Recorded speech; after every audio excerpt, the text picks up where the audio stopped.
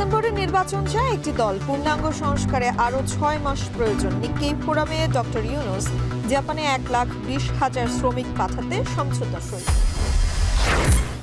দক্ষিণ city mayor হিসেবে ইশরাক হোসেনের শপথ নিয়ে সিদ্ধান্ত নেবে নির্বাচন কমিশন।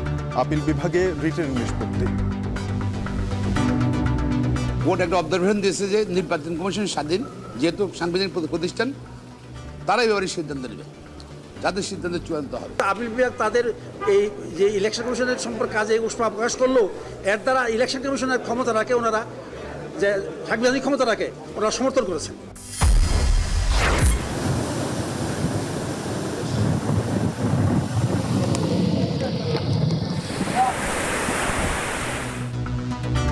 নিম্নচাপে উত্তাল সাগর, রাজধানী সহ বিভিন্ন স্থানে বৃষ্টিতে নিম্নাঞ্চল প্লাবিত, অভ্যন্তরীণ রুটে নৌ চলাচল বন্ধ, ভূমিধসের শঙ্কা।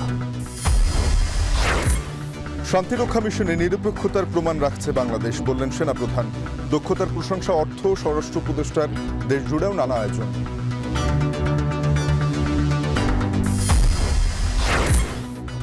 এবং নথি জাল করে 2 ব্যবসায়ীকে জেল খাটানোর অভিযোগ, অপরাধীকে বাঁচাতে সাবেক ডিবি প্রধান হারুনের সাজানো ব্রিফিং। আমরা নানানভাবে প্রতারণার শিকার হই।